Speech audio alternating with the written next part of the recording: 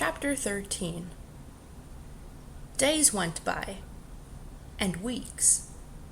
Jonas learned, through the memories, the names of colors, and now he began to see them all in his ordinary life, though he knew it was ordinary no longer and would never be again. But they didn't last.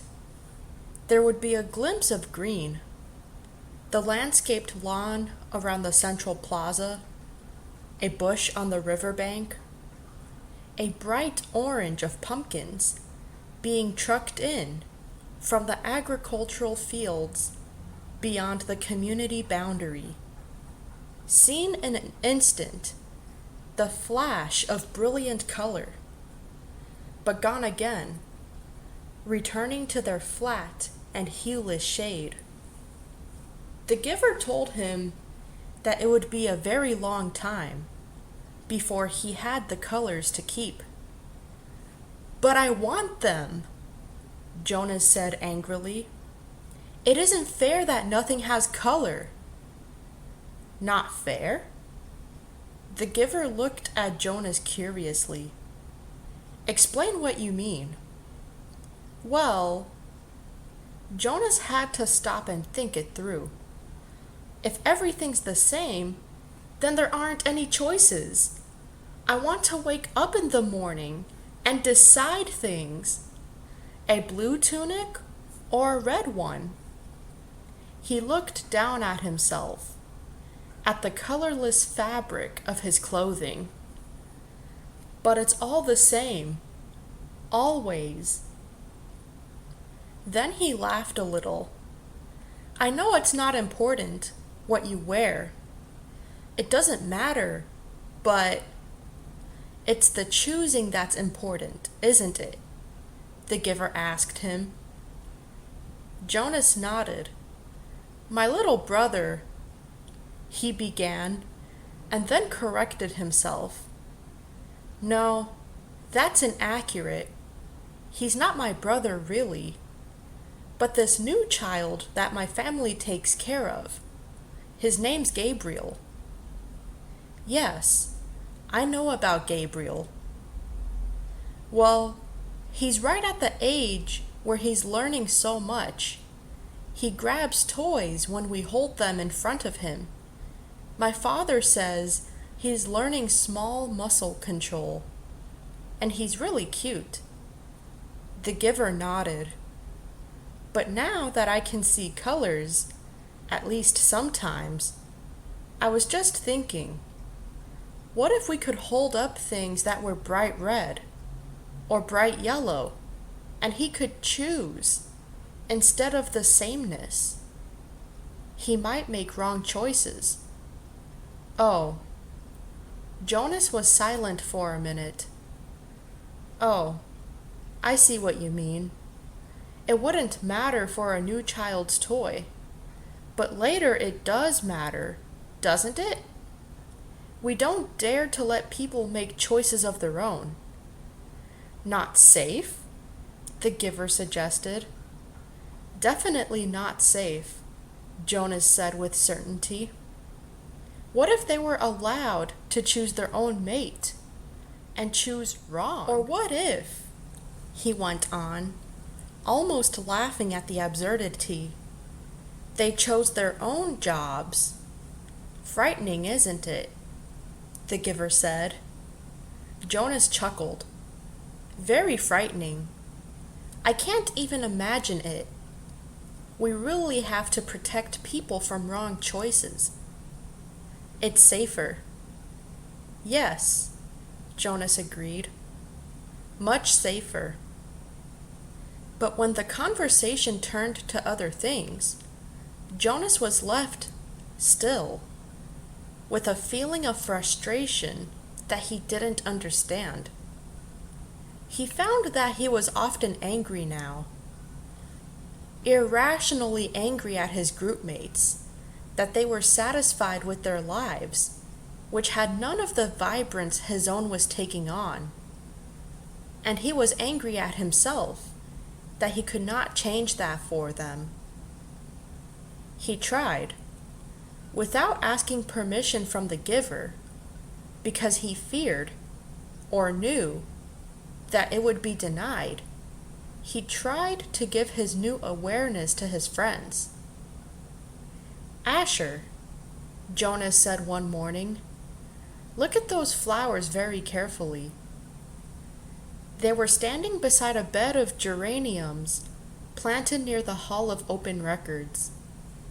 He put his hands on Asher's shoulders and concentrated on the red of the petals, trying to hold it as long as he could, and trying at the same time to transmit the awareness of red to his friend. "What's the matter?" Asher asked uneasily. "Is something wrong?" He moved away from Jonas's hands. It was extremely rude for one citizen to touch another outside of family units. "No, nothing. I thought for a minute that they were wilting, and we should let the gardening crew know they needed more watering." Jonas sighed and turned away. One evening, he came home from his training, weighted with new knowledge. The giver had chosen a startling and disturbing memory that day. Under the touch of his hands, Jonas had found himself suddenly in a place that was completely alien, hot and wind-swept under a vast blue sky. There were tufts of sparse grass, a few bushes and rocks, and nearby he could see an area of thicker vegetation, broad, low trees outlined against the sky. He could hear noises, the sharp crack of weapons. He perceived the word guns, and then shouts, and an immense crashing thud as something fell, tearing branches from the trees. He heard voices calling to one another. Peering from the place where he stood hidden behind some shrubbery, he was reminded of what the giver had told him, that there had been a time when flesh had different colors. Two of these men had dark brown skin. The others were going light. Closer, he watched them hack the tusks from a motionless elephant on the ground and haul them away, spattered with blood. He felt himself overwhelmed with a new perception of the color he knew as red. Then the men were gone, speeding toward the horizon in a vehicle that spit pebbles from its whirling tires. One hit his forehead and stung him there, but the memory continued, though Jonas ached now for it to end. Now he saw another elephant emerge from the place where it had stood hidden in the trees. Very slowly, it walked to the mutilated body and looked down. With its sinuous trunk, it stroked the huge corpse. Then it reached up, broke some leafy branches with a snap, and draped them over the mass of torn, thick flesh. Finally, it tilted its massive head, raised its trunk, and roared into the empty landscape. Jonas had never heard such a sound. It was a sound of rage and grief, and it seemed never to end. He could still hear it when he opened his eyes and lay anguished on the bed where he received the memories. It continued to roar into his consciousness as he pedaled slowly home. "Lily?" he asked that evening when his sister took her comfort object, the stuffed elephant from the shelf. "Did you know that once there really were elephants? Live ones?" She glanced down at the ragged comfort object and grinned. Right, she said skeptically. Sure, Jonas. Jonas went and sat beside them, while his father untied Lily's hair ribbons and combed her hair. He placed one hand on each of their shoulders. With all of his being, he tried to give each of them a piece of the memory, not of the tortured cry of the elephant, but of the being of the elephant, of the towering, immense creature, and the meticulous touch with which it had tended its friend at the end. But his father had continued to comb Lily's long hair, and Lily, impatient, had finally wiggled under her brother's touch. Jonas, she said, you're hurting me with your hand. I apologize for hurting you, Lily, Jonas mumbled, and took his hand away. Accept your apology, Lily responded indifferently, stroking the lifeless elephant. Giver? Jonas asked once, as they prepared for the day's work. Don't you have a spouse? Aren't you allowed to apply for one? Although he was exempted from the rules against rudeness, he was aware that this was a rude question. But the giver had encouraged all of his questions, not seeming to be embarrassed or offended by even the most personal. The giver chuckled. No, there's no rule against it. And I did have a spouse. You're forgetting how old I am, Jonas. My former spouse lives now with the childless adults. Oh, of course. Jonas had forgotten the giver's obvious age. When adults of the community became older, their lives became different. They were no longer needed to create family units. Jonas's own parents, when he and Lily were grown, would go to live with the childless adults. You'll be able to apply for a spouse, Jonas, if you want to. I'll warn you, though, that it will be difficult. Your living arrangements will have to be different from those of most family units, because the books are forbidden to citizens. You and I are the only ones with access to the books. Jonas glanced around at the astonishing array of volumes. From time to time, now, he could see their colors.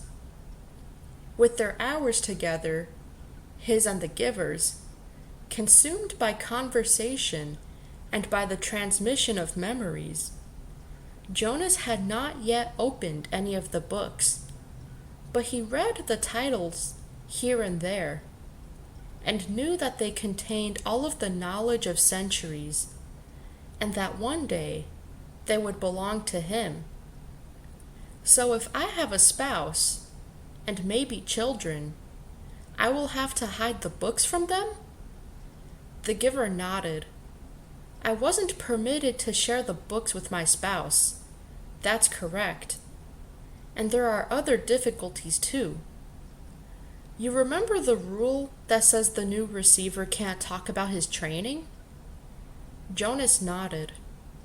Of course he remembered. It had turned out, by far, to be the most frustrating of the rules he was required to obey. When you become the official receiver, when we're finished here, you'll be given a whole new set of rules. Those are the rules that I obey. And it won't surprise you that I am forbidden to talk about my work to anyone except the new receiver. That's you, of course. So there will be a whole part of your life which you won't be able to share with a family. It's hard, Jonas. It was hard for me. You do understand, don't you, that this is my life? The memories? Jonas nodded again, but he was puzzled. Didn't life consist of the things you did each day? There wasn't anything else, really. I've seen you taking walks, he said. The giver sighed. I walk. I eat at mealtime. And when I am called by the committee of elders, I appear before them to give them counsel and advice. Do you advise them often? Jonas was a little frightened at the thought that one day he would be the one to advise the ruling body. But the giver said no. Rarely, only when they are faced with something that they have not experienced before. Then they call upon me to use the memories and advise them. But it very seldom happens. Sometimes I wish they'd ask for my wisdom more often. There are so many things I could tell them, things I wish they would change. But they don't want change. Life here is so orderly, so predictable, so painless. It's what they've chosen. I don't know why they even need a receiver then, if they never call upon him, Jonas commented. They need me. And you, the giver said, but didn't explain. They were reminded of that 10 years ago. What happened 10 years ago? Jonas asked. Oh, I know. You tried to train a successor, and it failed. Why? Why did that remind them? The giver smiled grimly. When the new receiver failed, the memories that she had received were released. They didn't come back to me. They went...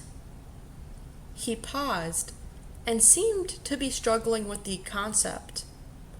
I don't know exactly. They went to the place where memories once existed, before receivers were created. Someplace out there. He gestured vaguely with his arm. And then the people had access to them. Apparently, that's the way it was, once. Everyone had access to memories.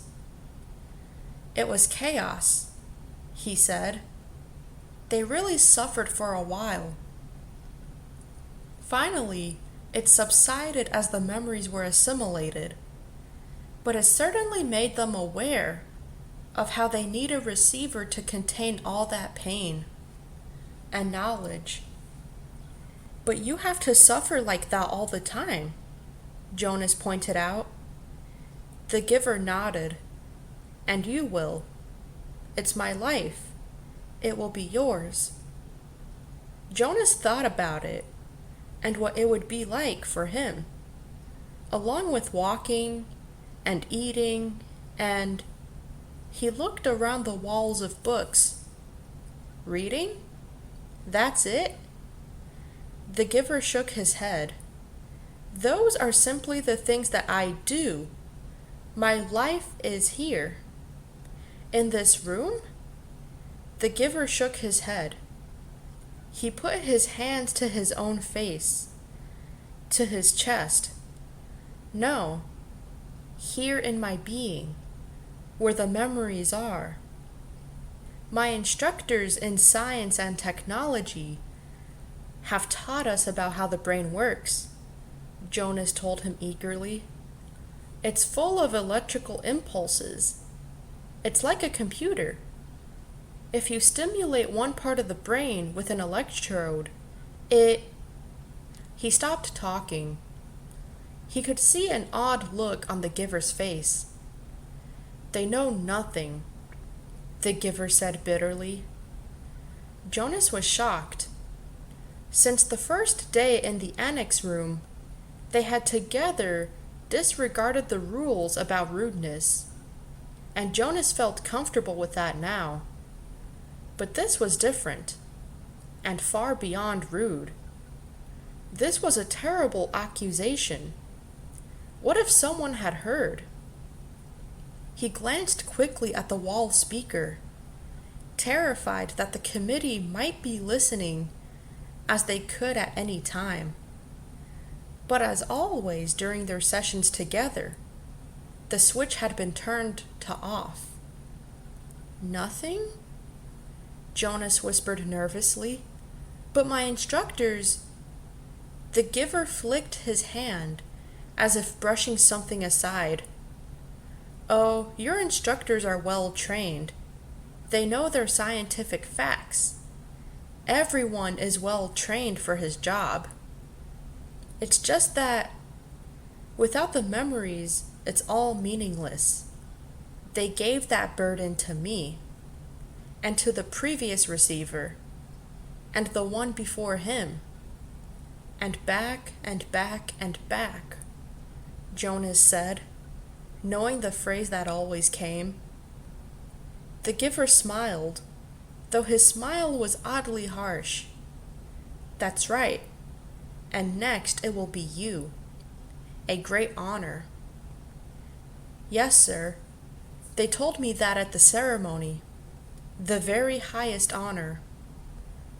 Some afternoons, the giver sent him away without training.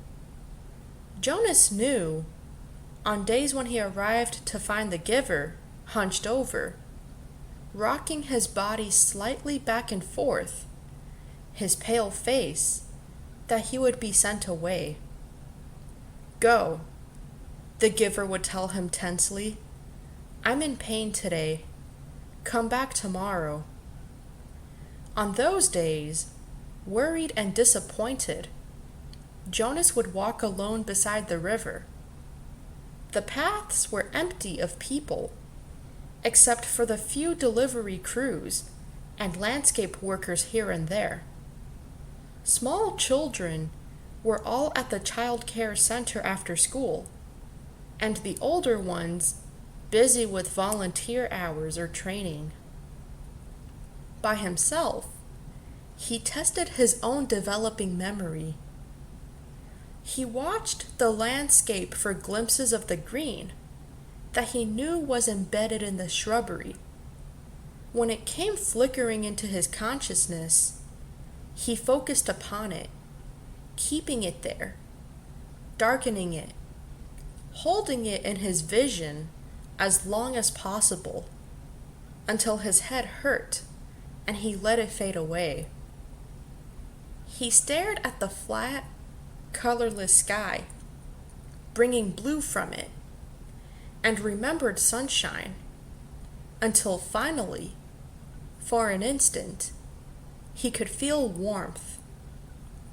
He stood at the foot of the bridge that spanned the river, the bridge that citizens were allowed to cross only on official business. Jonas had crossed on it, school trips, visiting the outlying communities, and he knew that the land beyond the bridge was much the same, flat and well-ordered, with fields for agriculture. The other communities he had seen on visits were essentially the same as his own. The only differences were slightly altered styles of dwellings, slightly different schedules in the schools. He wondered what lay in the far distance where he had never gone. The land didn't end beyond those nearby communities. Were there hills elsewhere? Were there vast, wind-torn areas, like the place he had seen in memory? The place where the elephant died? Giver? He asked one afternoon, following a day where he had been sent away. What causes you pain? When the giver was silent, Jonas continued. The chief elder told me, at the beginning, that the receiving of memory causes terrible And you described for me that the failure of the last new receiver released painful memories to the community. But I haven't suffered, Giver. Not really. Jonas smiled. Oh, I remember the sunburn you gave me on the very first day, but that wasn't so terrible. What is it that makes you suffer so much? If you gave some of it to me, maybe your pain would be less. The giver nodded. Lie down, he said. It's time, I suppose. I can't shield you forever. You'll have to take it all on eventually. Let me think, he went on, when Jonas was on the bed, waiting, a little fearful. All right, the giver said after a moment. I've decided. We'll start with something familiar. Let's go once again to a hill and a sled. He placed his hands on Jonas's back.